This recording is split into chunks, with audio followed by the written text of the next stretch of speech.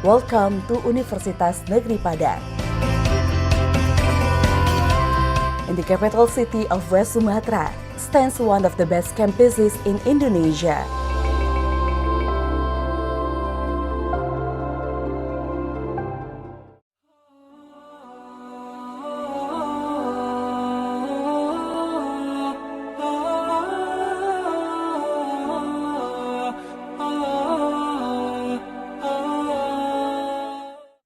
Bismillah, Assalamualaikum warahmatullahi wabarakatuh. Selamat pagi Bapak dan Ibu, semoga kita semua dalam lindungan Allah Subhanahu wa Ta'ala. Perkenalkan, saya Dr. Resmi Darni MKom, merupakan salah seorang dosen di Departemen Teknik Elektronika, Program Studi Pendidikan Teknik Informatika, Fakultas Teknik, Universitas Negeri Padang. Pada kesempatan kali ini, izinkan saya untuk mempresentasikan PDD UKT-PT bidang pengajaran sebagai salah satu persyaratan dalam sertifikasi dosen tahun 2024. Dalam perkuliahan ini, saya menerapkan metode DIA, yaitu delivery, menyampaikan materi pembelajaran, interaktif, membuka forum diskusi, dan assessment berupa tugas dan proyek. Selanjutnya, saya akan menjelaskan tentang RPS dari mata kuliah pemrograman web. Saat ini, saya mengampu mata kuliah pemrograman web, yang merupakan mata kuliah wajib program studi dengan beban 2 SKS. Mata kuliah ini merupakan mata kuliah praktek yang diberikan kepada mahasiswa di semester 4 dengan jumlah pertemuan 16 kali tatap muka. Adapun deskripsi pada mata kuliah pemrograman web ini adalah memberikan keterampilan kepada mahasiswa dalam pembuatan halaman website yang dinamis dengan antarmuka yang baik dan dapat berinteraksi dengan user. Materi ini meliputi internet dan teknologi website, tools pendukung dan perencanaan website, HTML, CSS dasar, CSS layouting, CSS framework, version control system, dasar pemrograman PHP, dan MySQL. Pada perkuliahan pemrograman web, capaian pembelajaran yang diinginkan yaitu terdiri dari sikap, keterampilan umum, dan keterampilan khusus. Sikap yang diinginkan dari capaian pembelajaran ini adalah menunjukkan sikap bertanggung jawab atas pekerjaan di bidang keahliannya secara mandiri. Untuk keterampilan khusus terdiri dari 2 bagian, yaitu mampu menerapkan pemikiran yang logis, kritis, sistematis, dan inovatif dalam konteks pengembangan atau implementasi ilmu pengetahuan dan teknologi yang memperhatikan dan menerapkan nilai-nilai humaniora yang sesuai dengan bidang keahliannya. Kedua, mampu mengambil keputusan secara tepat dan konteks menyelesaikan masalah di bidang keahliannya berdasarkan hasil analisis sistem informasi dan data. Untuk keahlian khusus, mampu menerapkan teknologi informasi dalam menyelesaikan permasalahan nyata di era revolusi industri 4.0.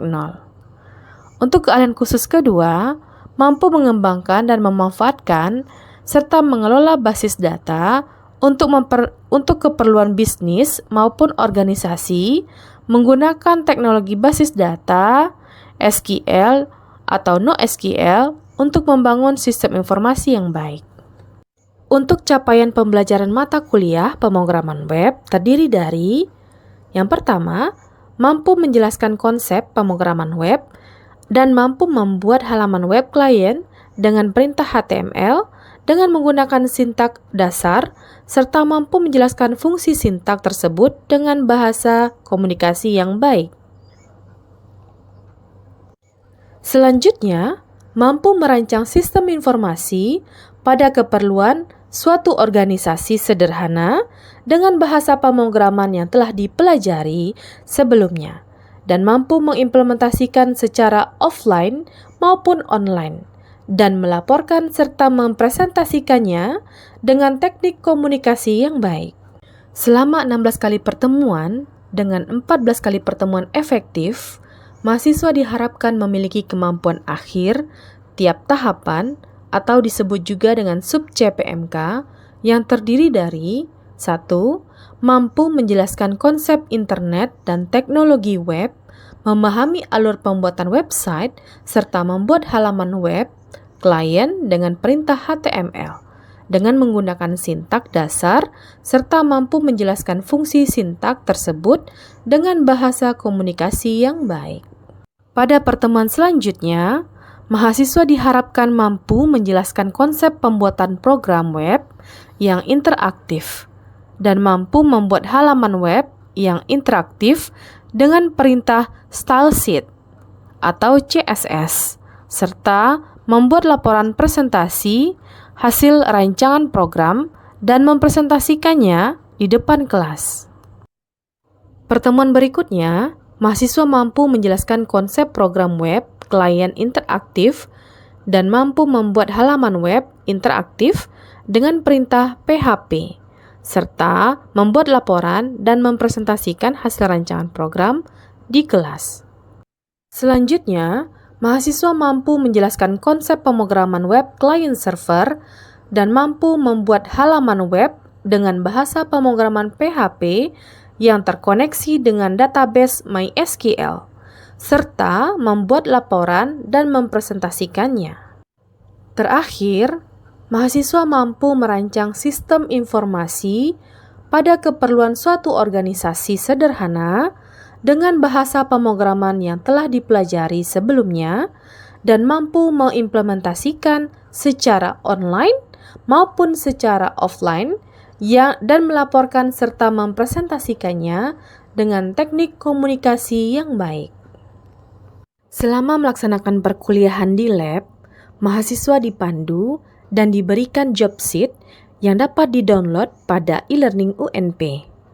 Pada bagian akhir job sheet, terdapat tugas yang akan dikerjakan oleh mahasiswa dan dikumpulkan pada setiap minggunya ke e-learning UNP. Untuk kriteria evaluasi, kita bagi ke dalam 4 bagian, yang terdiri dari 1. Proyek akhir dengan bobot 50%. Yang kedua, ujian tengah semester dengan bobot 35%. Yang ketiga, tugas mingguan dengan bobot 10%. Yang keempat, penilaian lainnya 5%. Total penilaian 100%. Adapun matrik penilaian dapat dilihat pada bagian berikut ini. Demikianlah tahapan pemaparan RPS atau Rencana Pembelajaran Semester untuk mata kuliah pemrograman web. Selanjutnya, kita akan masuk ke tahap pelaksanaan perkuliahan. Terima kasih. Assalamualaikum warahmatullahi wabarakatuh. Bismillahirrahmanirrahim. Assalamualaikum warahmatullahi wabarakatuh. Waalaikumsalam warahmatullahi wabarakatuh. Alhamdulillahirrahmanirrahim. Wassalatu wassalamu ala asrafil anbiya'i wal mursalin wa ala alihi wasahbihi rasulillahi ajmain. Raditu billahi rabban wa bil islam dinan wa bi Muhammadin sallallahu alaihi wasallam nabiyya.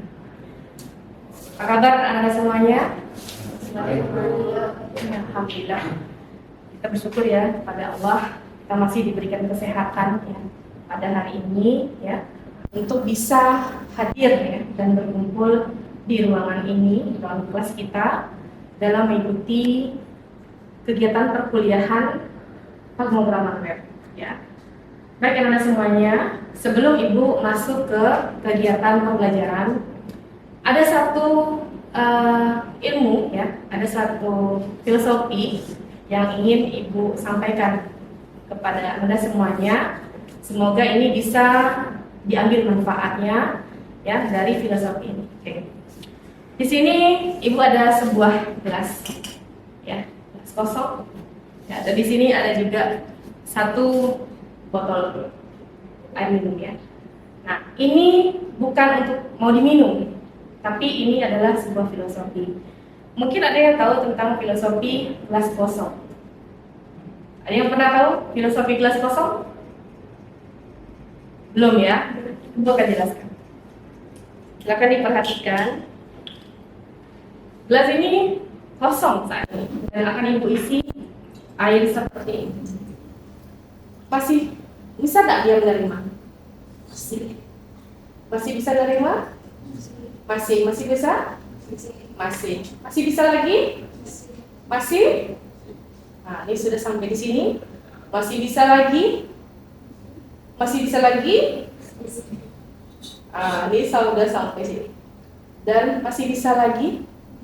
Tidak. Ya. Itu apa maknanya? Ada yang tahu tidak maknanya? Ada yang tahu tidak maknanya? Itulah kehidupan kita, ya. Jadi ketika Ananda hadir di kampus ini, tujuannya adalah untuk mengambil pelajaran, ya, ingin kuliah, ingin menimba ilmu, tapi pikirannya penuh dengan berbagai macam permasalahan. Apakah memungkinkan ilmu itu masuk dengan sempurna? Tidak. Nah, maka sebelum kita datang ke sini, ya, kita harus seperti gelas yang kosong, haus akan ilmu dan kosongkan beban pikiran kita dari hal-hal yang akan mengganggu.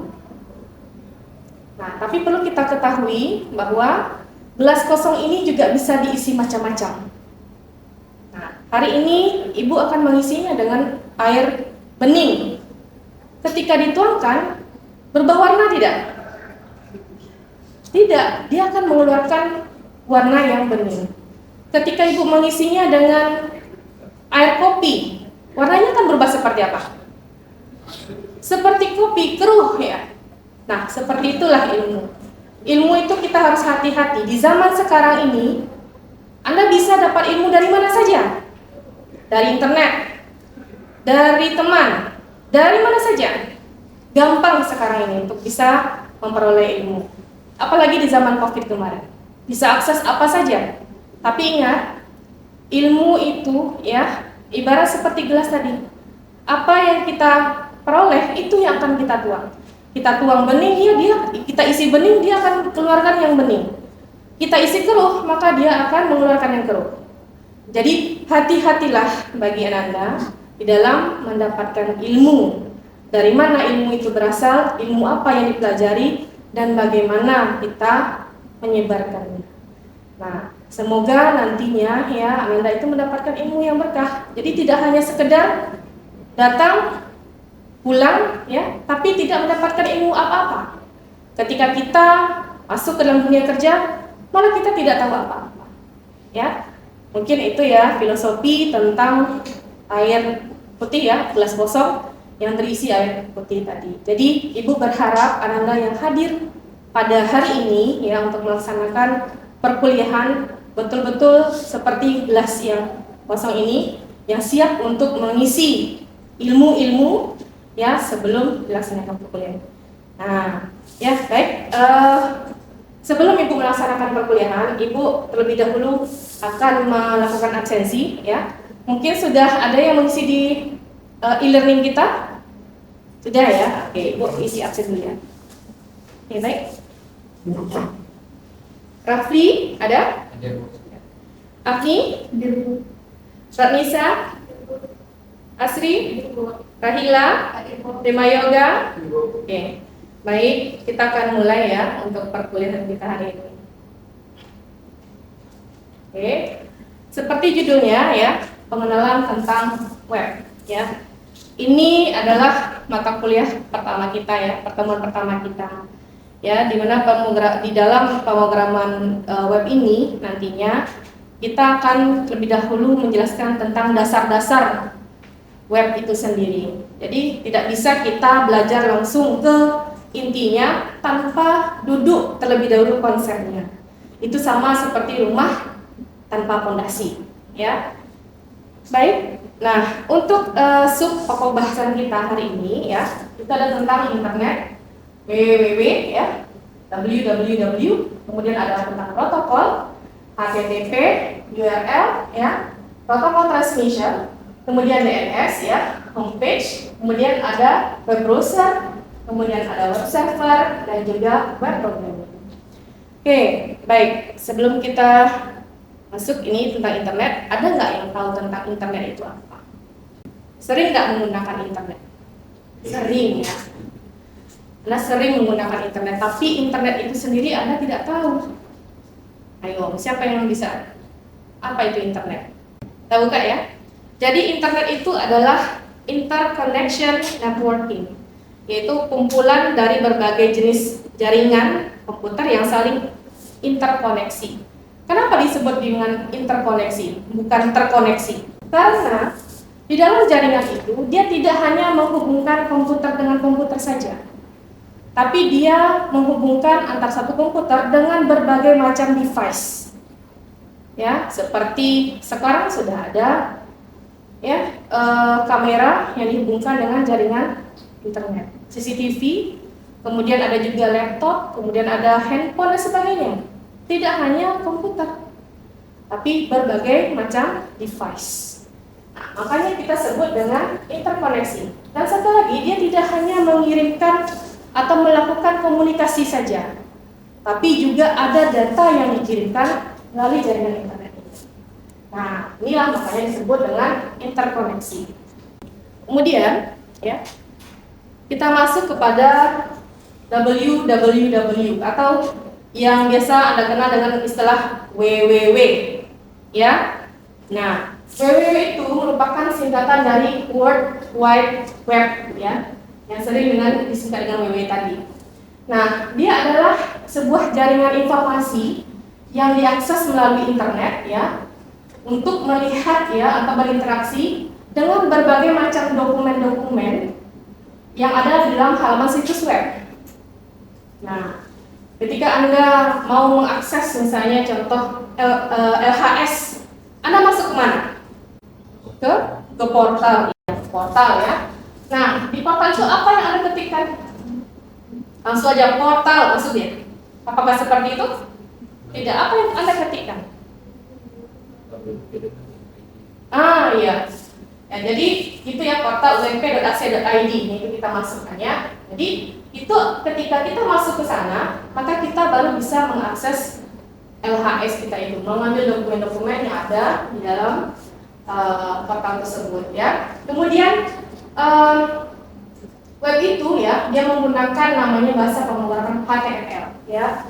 HTML itu disingkat dengan merupakan singkatan dari Hypertext Markup Language, ya, yang dapat mengandung teks, gambar, video, ya, dan juga berbagai macam tautan lainnya, ya. Sampai di sini ada pertanyaan? Paham? Ya. Untuk kerja internetnya bagaimana ya? Oh, cara kerja internetnya, ya. Oke, baik. Memang kalau kita hanya menjelaskan, ya, tanpa melihat seperti apa cara kerjanya secara visual, cukup susah, ya. Jadi Ibu ilustrasikan seperti ini. Silakan Anda lihat terlebih dahulu videonya, ya. Nah, ini, ya. Ada contoh Nah, sekarang menempuh jarak ribuan mil dari pusat data Google untuk menjangkau Anda. Mari kita belajar bagaimana ini data kerja internet yang tadi Ibu maksudkan tadi, ya. luar biasa ini. Jadi ketika Anda mengetikkan ump.ac.id, itu bukan Dari Anda, ump.ac.id yang dikirimkan, tapi berupa bagaimana data ini data ponsel atau laptop Anda 010101 seperti itu, mencapai ya, dengan sehingga nanti dimasukkan ke dalam jalur internet dan bisa terhubung kepada Anda. antena. Nah, ini cara kerjanya. Dan kemudian dari satelit, sinyal dapat dikirim ke ponsel Anda melalui antena lain di dekat Anda. Namun, cara mentransmisikan sinyal ini bukan ide yang baik. Mari kita lihat mengapa. Satelit terpasang hampir 22.000 mil di atas khatulistiwa bumi. Jadi agar pengiriman data berhasil, data harus menempuh jarak total 44.000 mil. Jarak perjalanan yang begitu jauh menyebabkan penundaan yang signifikan dalam menerima sinyal. Lebih khusus akan menyebabkan latency besar yang tidak dapat diterima sebagian besar aplikasi internet. Jadi, jika video ini tidak menjangkau Anda melalui satelit, lalu bagaimana sebenarnya ia sampai pada Anda? Hal tersebut dilakukan dengan bantuan jaringan kabel serat optik rumit yang menghubungkan antara pusat data dan perangkat Anda.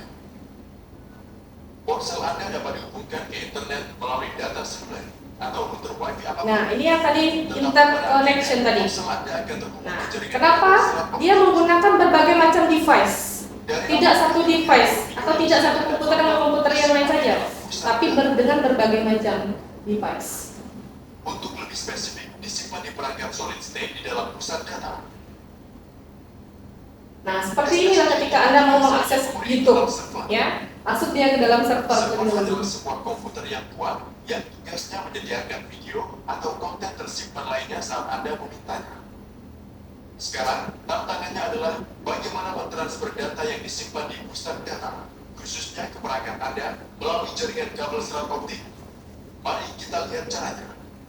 Sebelum melangkah lebih jauh, kita harus terlebih dahulu memahami satu konsep penting, yaitu konsep alamat IP. Nah, ini sama dengan alamat rumah ya. Internet, apakah itu server, komputer, atau ponsel, diidentifikasi secara unik oleh serangkaian angka yang dikenal sebagai alamat IP.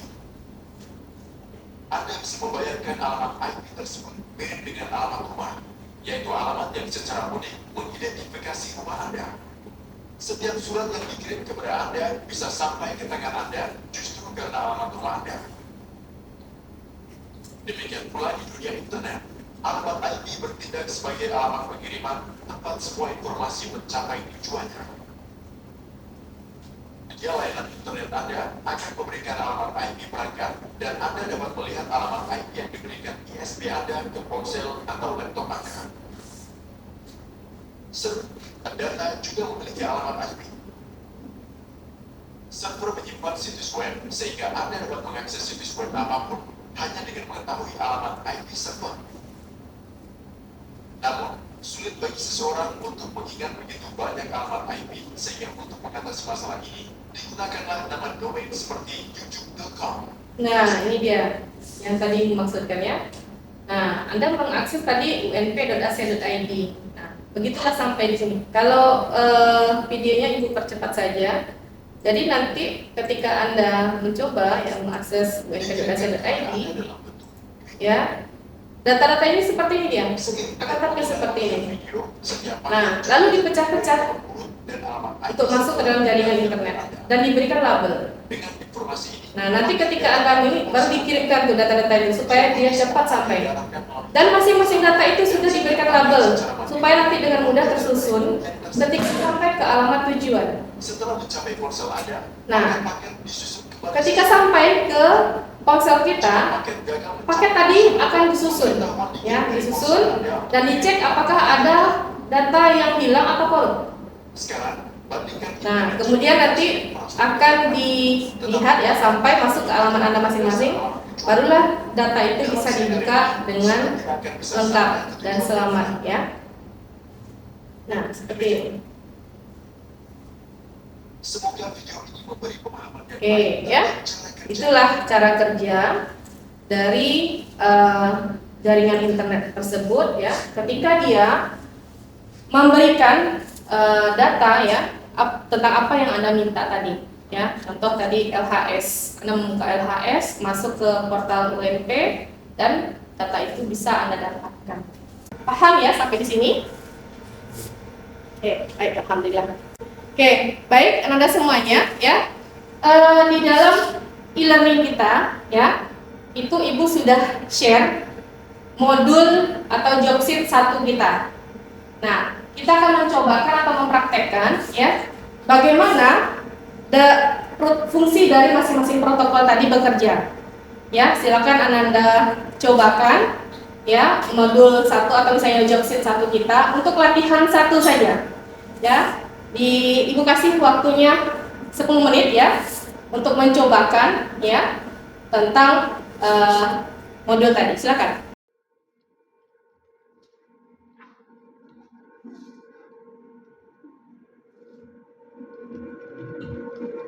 Nanti Ibu akan berikan reward ya bagi anak-anak yang 3 terbaik atau 3 tercepat. Ya, 3 tercepat untuk mengerjakan modul tersebut ya. Untuk latihan 1.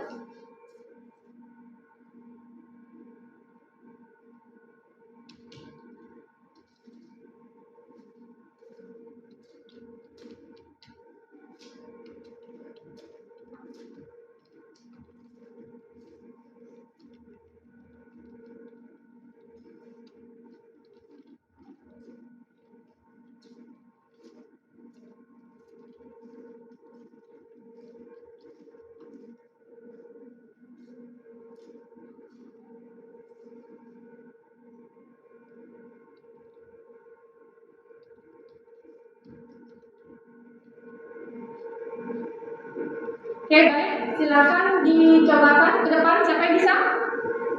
Siapa yang bisa? Siapa yang bisa? Ayo, silakan ya Kak. Dicobakan untuk menampilkan modul yang pertama. Silakan. Seperti apa hasilnya ya?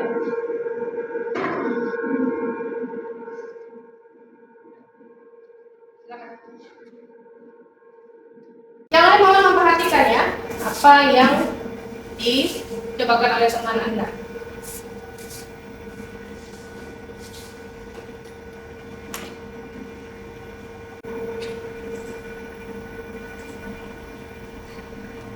Sambil dijelaskan ya apa itu HTML, body ya, kemudian ada A4 itu apa ya, ada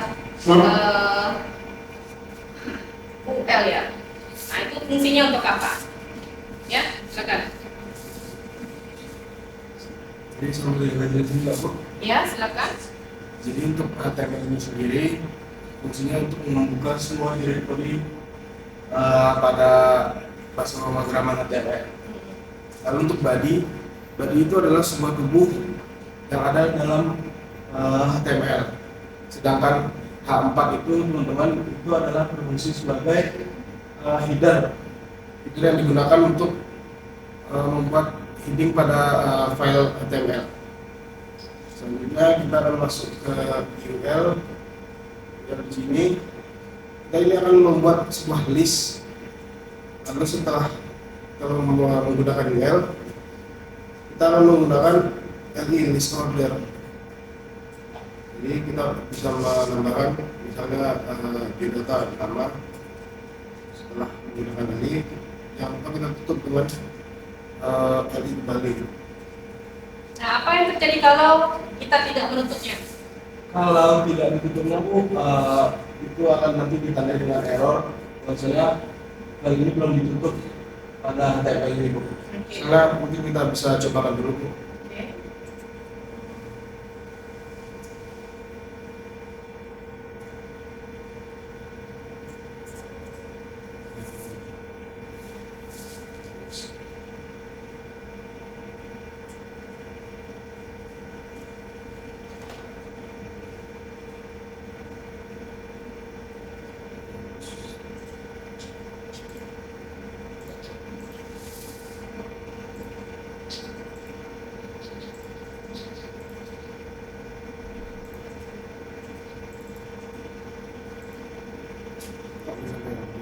Ini ya hasilnya ya.